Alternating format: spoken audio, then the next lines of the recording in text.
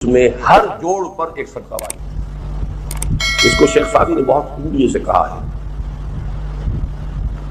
ہر سانس جب انسان کے اندر جاتا ہے موجب تقویت ہوتا ہے۔ آکسیجن گئی، قوت ملی، اسی کو برن کریں گے انرجی ملے گی۔ سانس باہر نکلتا ہے، یہ صفائی کا ذریعہ بنتا ہے، کاربن ڈائی آکسائڈ اور بہت سی چیزیں نکل گئی۔ بس بر ہر نفس 2 شکر واجب ہے، ہر سانس پر 2 مرتبہ شکر کرنا چاہیے۔ ہر سانس اندر گیا موجب تقویت، باہر بنا موجب تنقیح، لہذا پس بر ہر نفس 2 شکر واجب۔ تقریباً اسی طرح کا یہ معاملہ ہے، لیکن اب یہ کیسے صدقے ہوں گے؟ اس صدقے ہی کے جیسے کہ پہلے آ چکا ہے، اسی کی یہ تعریف میں ہے۔ تعدل بین اثنین صدقہ، 2 آدمیوں کے درمیان عدل کراؤ، فیصلہ کرا دو عدل کے ساتھ، یہ بھی صدقہ ہے۔ تعین الرجل فی دابتہ فتحملہ علیہا اور ترفع له علیہا متاعہ صدقۃ، اور تم مدد کرو کسی انسان کی اس کی سواری کے معاملے میں کہ اسے اس پر چڑھنے میں مدد دو، یا یہ کہ اس کی کوئی چیز، اس کا سامان نیچے سے اٹھا کے پکڑا دو، اونٹ پر سوار ہو گیا ہے اب سیدھے سے سامان پکڑا رہے ہیں، یہ بھی صدقہ ہے۔ والکلمۃ الطیبۃ صدقۃ، ہر پاک بات جو اپنی زبان سے نکالو گے وہ صدقہ ہے۔ فلیقل خیرا او لیصمت، بات صحیح کرے، اچھی کہے یا خاموش رہے، ہر اچھی بات جو زبان سے نکلتی صدقہ ہے۔ وَبِكُلِّ خَطْوَةٍ تَمْشِيهَا إِلَى الصَّلَاةِ صَدَقَةٌ، اور ہر قدم جو وہ نماز کے لیے جاتا ہے تو اٹھاتا ہے، یہ صدقہ ہے۔ وَتُمِيتُ الْأَذَىٰ عَنِ الطَّرِيقِ صَدَقَةٌ، اور راستے میں سے کوئی اذیت شے کو، اذیت بخش چیز کو دور کرتا ہے، کہیں روڑا پڑا ہوا ہے، کہیں کچھ اور ہے، کوئی ٹھوکر کھا جائے گا، تو ہو سکتا ہے تو کوئی اندھا گزرے، اس کے لیے کوئی مصیبت ہو جائے، اس کو اگر ہٹاتے ہوئے چلے گا، یہ صدقہ۔ عالم آخرہ کوئی ہے یا نہیں ہے کیا پتا، کس نے آ کے بتایا مرنے کے بعد؟ زیادہ اس بحث میں نہ پڑھو، یہ عالم دنیا تو ہے نا، It's very much present، یار ساری توجہ اس پر صرف کرو۔ تو خدا کے مقابلے میں کائنات پر توجہ، روح کے مقابلے میں مادے اور جسم پر توجہ، حیات اخروی کے مقابلے میں حیات دنیاوی پر توجہ، یہ ہے اصل میں کرکس آف دی میٹر، اس تہذیب جدید کا خلاصہ۔ اس اعتبار سے میں کہہ رہا ہوں کہ بعض باتیں میری آپ کو ایسی لگے گی کہ جو شاید ماحول سے کچھ زیادہ متعلق نہیں، لیکن وہ دین کی بڑی بنیادی بات ہے۔ دیکھیے اللہ تعالیٰ نے جو مخلوقات پیدا کی ہے ان میں ایک تقسیم تو ہو سکتی ہے ذی حیات اور بغیر حیات، جاندار چیزیں اور بے جان چیزیں۔ بے جان چیزیں بے شمار، یہ تمام فلکیات، پوری کائنات، یہ زمین، یہ پہاڑ، یہ شجر و حجر، لیکن ایک ہے جاندار۔ ان جانداروں میں ایک تقسیم ہے، 2 کا تعلق غیر مرئی دنیا سے ہے، انویزیبل ورلڈ سے۔ فرشتے جو دکھائی نہیں دیتے، ان کی پیدائش ہوئی ہے نور سے۔ دوسرے جنات جو انسانوں سے پہلے پیدا کیے گئے، آدم سے پہلے۔ والجان خلقناه من قبل من نار السموم، جنات کو تو ہم بہت پہلے پیدا کر چکے تھے آگ کی نور سے، وہ بھی نظر نہیں آتے۔ تیسرے انسان، اور اس دنیا میں جتنے بھی حیوانات ہیں ان کا جو مادہ ہے وہ ارض، یہ زمین ہے، یہ مٹی سے بنے، تراب سے بنے، کرسٹ آف دی ارتھ سے بنے۔ اب ان میں ایک تقسیم ہے، ایک وہ ہے، ان تمام میں شعور تو ہے، حیوانات میں بھی شعور ہے، خود شعوری جسے کہتے ہیں سیلف کانشسنس، یہ صرف 3 میں ہے، فرشتہ، جن اور انسان۔ حیوانات میں خود شعوری نہیں، کانشسنس ہے، سیلف کانشسنس نہیں۔ دونوں بات سے سمجھا دوں آپ کو، میں دیکھ رہا ہوں، آپ مجھے دیکھ رہے ہیں، کتا بھی کوئی یہاں ہوتا تو مجھے دیکھ رہا ہوتا، لیکن کتے کو مجھے دیکھتے ہوئے یہ احساس نہیں ہوتا کہ میں دیکھ رہا ہوں، یعنی کتے کو یہ احساس نہیں ہوتا کہ وہ دیکھ رہا ہے، دیکھ تو رہا ہے، اس کو میں کا احساس نہیں ہے۔ میں جب دیکھ رہا ہوں تو میں سمجھتا ہوں میں دیکھ رہا ہوں، میں ہوں کوئی شے جو دیکھ رہا ہوں، یہ خود شعوری ہے، سیلف کانشسنس۔ کسی بھی کام کو کرتے ہوئے اپنے وجود کا احساس، میرا فیصلہ ہے، میری رائے ہے، یہ ہے در حقیقت سیلف کانشسنس، انا، سیلف، خودی۔ یہ حیوانات میں نہیں ہے، یہ ہے صرف ملائکہ، جنات اور انسان۔ اب یہاں مسئلہ پڑ گیا، بڑا پرپیچ مسئلہ۔ اللہ تعالیٰ نے پہلے حضرت ملائکہ کو پیدا کیا اور انسانی ارواح کو پیدا کیا دور سے،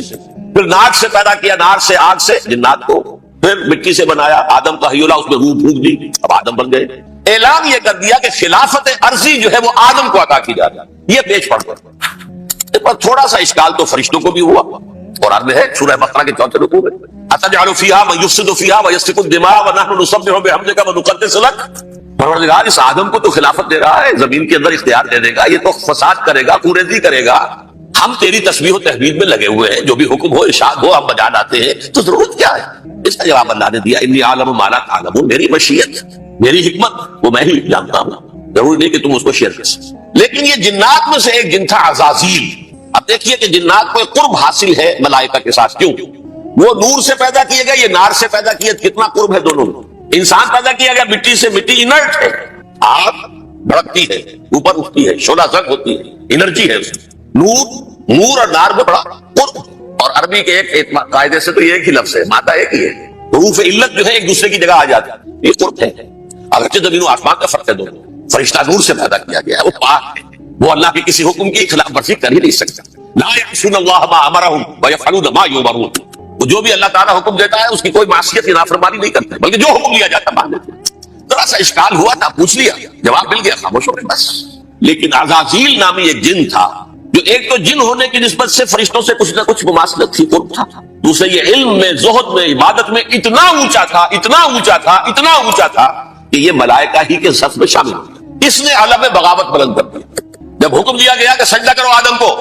اب یہ دیکھیے کس قدر یہ اہم مضمون ہے، آپ سوچ رہے ہیں یہ باتیں آج پہلی مرتبہ ہمیں اس طرح سنائی جا رہی ہیں، یہ باتیں تو علم میں آتی نہیں ہمارے۔ وجہ کیا ہے؟ آپ کو دلچسپی نہیں ان چیزوں سے، جدید تہذیب نے ان چیزوں کی اہمیت کو زیرو کر دیا۔ قرآن میں اہمیت کیا ہے؟ 7 جگہ یہ مضمون قرآن میں آیا ہے، یہ فرشتوں کو ہم نے حکم دیا سجدہ کرو آدم کو، سب نے سجدہ کیا، فسجد الملائکۃ کلھم اجمعون، سارے کے سارے، کل کے کل، سب نے مل کر سجدہ کیا آدم کو، اللہ کے حکم سے فوراً تعمیل کر دی، الا ابلیس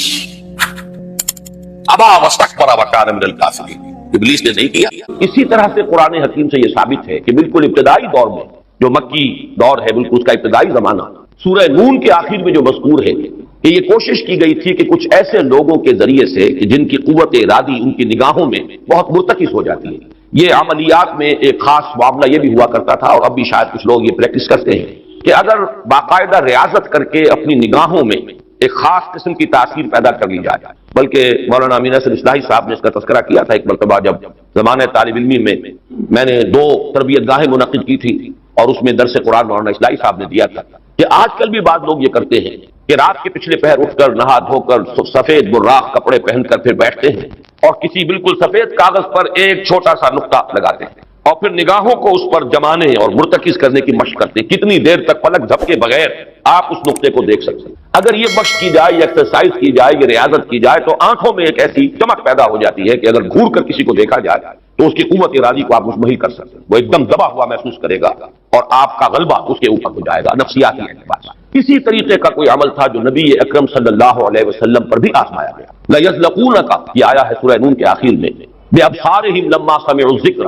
یہ لوگ چاہتے ہیں کہ اپنی نگاہوں کے ذریعے سے آپ کو پھسلا دیں، آپ کے قدم ڈگمگا دیں، آپ کی قوت ارادی کو کچل دیں۔ لَمَّا سَمِعُوا الذِّكْرَ وَيَقُولُونَ إِنَّهُ لَمَجْنُونٌ، جس وقت یہ سورہ نون کے آغاز میں بھی آیا ہے تذکرہ کہ حضور کو کہا گیا کہ آپ کو جنون کا کوئی عارضہ ہو گیا ہے یا آپ پر کوئی آسیب آ گیا ہے، اور آخری آیت بھی جو ہے وہ آخری حصے میں پھر اسی کا یاد آتا ہے، وَإِنَّهُمْ لَيُزْلِقُونَكَ بِأَبْصَارِهِمْ لَمَّا سَمِعُوا الذِّكْرَ وَيَقُولُونَ إِنَّهُ لَمَجْنُونٌ وَمِن شَرِّ حَاسِدٍ إِذَا حَسَدَ، اور حسد کرنے والے کے حسد سے جبکہ وہ حسد کرے۔ اب حسد کے ساتھ ہی نوٹ کر لیجیے، اگرچہ یہاں تو مذکور نہیں ہے، یہ نظر کا لگ جانا، عین العین حق، بعض روایات میں آیا حضور نے فرمایا اس کے اندر اثر ہے۔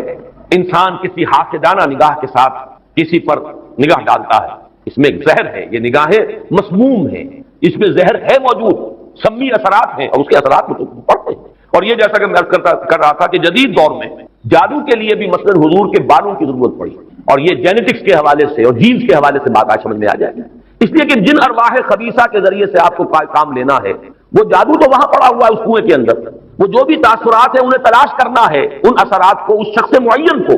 جس شخص معین پر جادو کرنا مقصود ہے، اور اس کے وجود کا کوئی جز جس کے کہ وہی جینز ہوں گے کہ جو ان کے اپنے وجود کے ہیں، ان کے حوالے سے گویا کہ یہ ایک راستہ ہے، یہ اس کی آئیڈینٹیفیکیشن کا ایک ذریعہ ہے۔ اسی اعتبار سے یہ حسد یا یہ نگاہ کا لگ جانا، میں سمجھتا ہوں کہ آج کی فزکس اگر تھوڑی سی بھی آپ پڑھیں تو ریڈیشن